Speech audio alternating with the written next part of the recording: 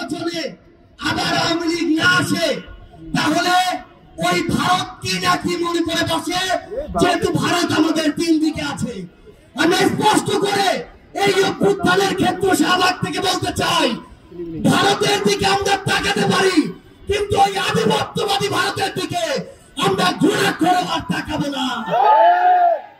ভারত এতগুলো খুনের হুকুমকারী ওই খুনি হাসিনাকে আশ্রয় দিয়েছে, সেই হাসিনাকে এই বাংলাদেশে ফেরত দেওয়ার পূর্ব পর্যন্ত ভারতের সাথে বাংলাদেশের সম্পর্ক স্বাভাবিক হতে পারে না।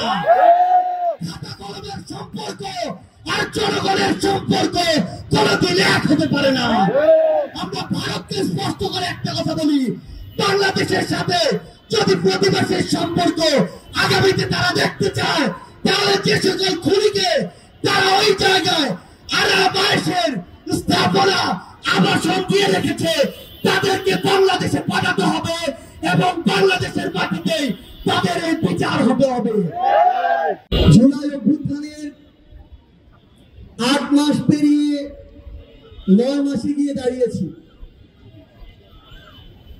কিন্তু সবচেয়ে দুঃখের কথা হচ্ছে আজ শহীদ পরিবার আহত যোদ্ধাদেরকে সাথে নিয়ে আমরা যে দাবিতে এখানে দাঁড়িয়েছি, সেই দাবি পূরণ হওয়ার কথা ছিল 2024-এর ওই আগস্টে।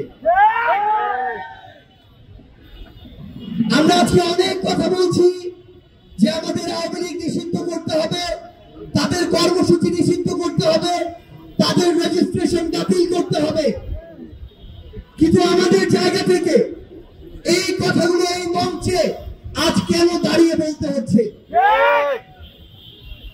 আজকে যদি আমরা এর পিছনে সরাসরি কারণগুলো দেখি, আমাদেরকে এই আওয়ামী লীগ নিষিদ্ধ না করার জন্য বিভিন্ন মহল কি কি কারণ দেখাচ্ছে, পায়তারা দেখাচ্ছে।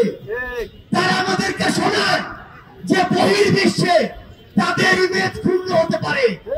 ওই স্টেক হোল্ডার, ওই কথা কথিত বিভিন্ন মহলকে আমরা বলতে চাই, বিগত 16 বছরে যখন পিলখানায় হত্যাকাণ্ড হয়, যখন শাপলায় হত্যাকাণ্ড হয়, যখন শাহবাগে, যাত্রাবাড়িতে, শনি রাখায়, উত্তরায় হত্যাকাণ্ড হয়, তখন এই বহির্বিশ্ব কোথায় ছিল? তারা আমাদেরকে ওই পশ্চিমাদেরকে দৃষ্টিভঙ্গি দেখায়।